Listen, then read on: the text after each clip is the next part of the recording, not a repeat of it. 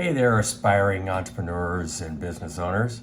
You probably have heard a lot lately, especially the last couple of years, about the concept of value and bringing it to the market, or what do you bring to the market. And some mentors and presenters and gurus bring that concept but don't really define it well. So I thought in this video, I'd bring out some concepts or examples of what value is, and maybe that'll help drive it home for you. I want to give you an example, made up example. I'm running a garage sale this weekend, and I have various things out in my driveway on the table. Anything from kids' toys to stuff I pull out of the kitchen I want to get rid of. And so I was kind of in a rush, so I kind of threw things out there, put some stickers on some things about what I'm asking for. And a young child comes up and has a little item, little toy, and he says, "How much is this, mister?" And I say, "Well, I don't know. What do you got? What is it worth to you?" Just playing with him. And he pulls out of his pocket an American US dollar bill. Okay. And I went, okay. And then one of his friends came over and looked at what he got, and he says, "Would you take $5 for that item?" And I went, "I don't know. Let's take a look here." And another friend comes over and he goes, "Oh, I want that. I'll give you 10 for it." And then their father comes over and he says, "I'll give you one of these." Okay, little did I know, value-wise, it's a collector's item. And what the father brought over was a US coin. You don't see them in circulation much anymore. But it's also, if you look at the front, it says $1. It was stamped by, or minted by the US government. Okay, well this one, I'll go into a little bit more about its value. But guess what I took for that item? I'll give you a moment to think about that. Is it the $1 bill, US banknote, or is it the $5 bill, $10 bill, or is it the dollar coin? Now, the reason why I bring that up is that, number one, this currency that we have nowadays is called fiat money. And what that means is yes, it's printed by the federal government. It says $1 on it. And how do we know it's worth $1? Because that's what they said. It's not backed up by anything. Back in the day, it used to be backed up by gold. Gold and silver. You used to be able to take this to a bank and get the amount of silver it's worth back, but you can't do that anymore. Same thing with the 5. It's just a printed piece of paper. It's an official document from the Treasury. I think it's the Treasury, but anyhow, it's a US print. And it'll say $5 on it. Same thing with this 10 one. The only reason we know that they're worth different things is because it says so, okay? Now this is a $1 coin. Now back in the day, I don't remember the exact date when it started changing, but back in the day, I think 60 something is when they changed it over. It used to have an ounce of silver in it, okay? And so if they came up today with one of those coins, I can look at the date and figure out what it is. There's other way, I'll show you in a minute how you can figure out if it's silver or not without any special testing. Is that as of the recording of this video, 1 ounce of silver is worth $32.28. And that's on the market. That's called spot price. That's what investors are willing to pay or trade silver per ounce as of today. Tomorrow it might be higher, maybe lower. And so the father brought over, offered to pay me for that toy, which I would be assuming it's a collector's thing. I don't know. Anyhow, it's just my fantasy here. But anyhow, so if I took what the father gave me, I would be way ahead of what the kids did. Even if they all paid me together, that was at $16 total. That's half of what the coin was worth. Okay, so value. So a couple things about value. You need to know the value to make that decision, because if I didn't know about silver and coins, I probably would have taken the kid that had the $10 bill. But because I know something about coins and something about precious metals, I knew the dollar coin was worth more. So I don't have a dollar coin in front of me right now, but I do have this one, and it's printed or stamped out 1976, so it's a bicentennial coin. And I don't know if you can make this out or not, but if you look at the very edge here, I'm going to try to do this without getting too blurry. You may notice this coins that we have that's silver has copper in it. So if you look at the edge, you'll see that it's silver on the top and bottom, which I think is nickel, but anyhow, in the middle it's copper. And why'd they do that? Well, they're debasing your money is basically what I'm saying. Debasing it basically says making it cheaper, okay? And where that comes from is they use base metals like copper. Even though copper is fairly expensive these days, but compared to silver and gold, it's still cheaper. And so if they still made these with an ounce of silver in it, they would disappear real quick, okay? Because they are worth more than $1, okay? So that's debasing of money. This is fiat money. It says 10 because they said so. And this, if this was a silver coin, would be worth $32.28 today. And why? Because it's open market competition as far as how much people are willing to pay for this coin. All right. So value is something more than just on the surface, like the coin there. It says, $1 US mint. Over time. Now, say for instance, if we were able to buy things with gold and silver, which someday we may, and in some instances you can do that.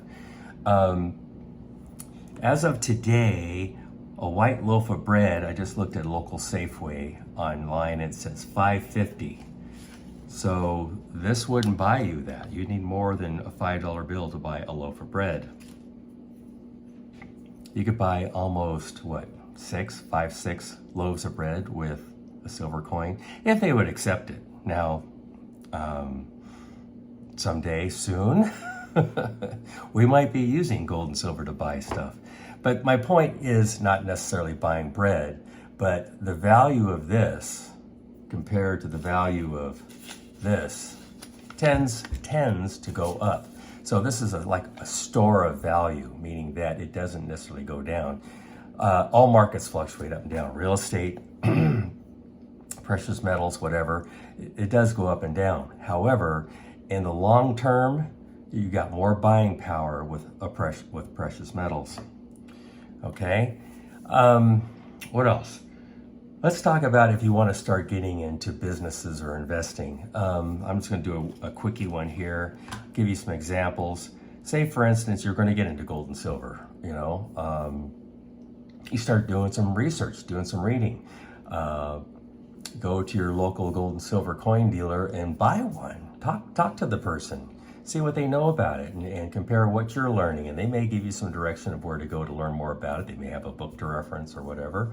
And the more you get into it, the more you study into it and dive into it, the more you understand how the whole process works and what the value of things are. There's a reason why gold is worth more than silver historically. It tends to be prettier for jewelry. Silver, on the other hand, has a lot more uses. A lot of electronics, your EVs, your solar panels, things like that have silver in it. So there's a lot of more industrial usages for it. But because some of the natures of gold, it's worth more because silver will tarnish and gold will not. Gold lasts a long time. You could dig up a gold coin or a chunk of gold that's been buried out in your backyard for 50 years, and after you wash it off, it's going to look as good as it ended up in the dirt back in the day. So another thing, if you were going to invest in like Bitcoin, now one of the teachers I've listened to a lot over years is Robert Kiyosaki and his wife, And one of the things he's been talking about is crypto. And in crypto, what he suggests, if you want to learn about it, don't dive in, but put your toe in the water. Like buy a fraction of a Bitcoin, watch how it does in the market, going up and down, the process of buying and selling Bitcoins, how are they generated? You know, there's crypto mining. You know, they use computers to do that, and how is it halving or quarters? I can't remember. After so many years or so much time, obviously I'm not an expert in it. It actually, there's less amount of coins available. So what that does is it pushes up the value of the coins, you know, supply and demand kind of a thing. So, you know, if you're into something like that, buy into it a little bit at a time and start learning. Learning by doing is a great way to do it. You could read a book all you want. You can read a book on swimming and then go dive in the ocean and see how long it takes you to get back to shore. So another thing that Robert Kiyosaki talked about is when he and his wife first got into real estate investing, you know, they didn't buy apartment complexes. They didn't go out and start building tract homes all over the place. They went and bought one little house. And they started learning about what it took. They started figuring out what the values are in the neighborhood, what's required. You got to have insurance. There's taxes on it. There's cost, so you have some costs on that. You have to qualify tenants to go in there. If you don't qualify, you may end up with a squatter, things like that. And over time, you start figuring out what are all the moving parts for that investment to make it cash flow. Over time, you figure out what parts of those moving parts you want to do and not want to do. You may want to have someone else do that for you, like property management. Some people hate property management. Some people love property management. So you may want to take some of that income from your rental and put it into or hire someone to do the property management for you. You get your lawyer, get a lawyer that can write up documents and contracts for it. What else can you do? You can get your tax accountant to figure out what you can do in real estate to maximize your return. But there's a couple things like in real estate and other investments. You can either get it to cash flow like real estate. In other words, every month after expenses, you get money out of it. That's the residual. And so there's cash flow. And sometimes you can buy a house that has negative cash flow. In other words, you're not getting any money back. You're building up getting started building up that investment.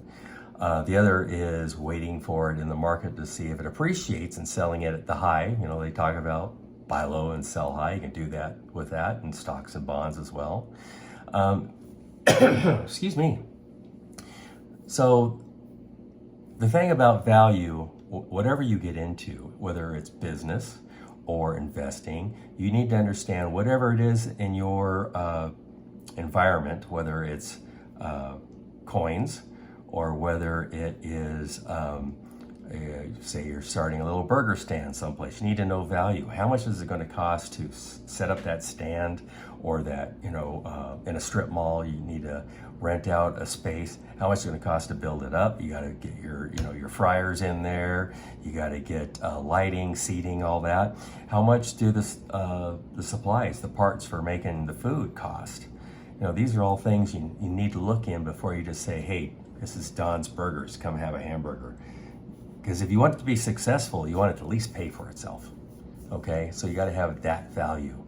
But also, if you're still wanting to be an employee, what's your value? What do you bring to the table? You sit down with an employer or an owner of the company, and you want to be prepared, because that owner has certain things he or she's looking for that they need for their business to grow or to replace somebody who left.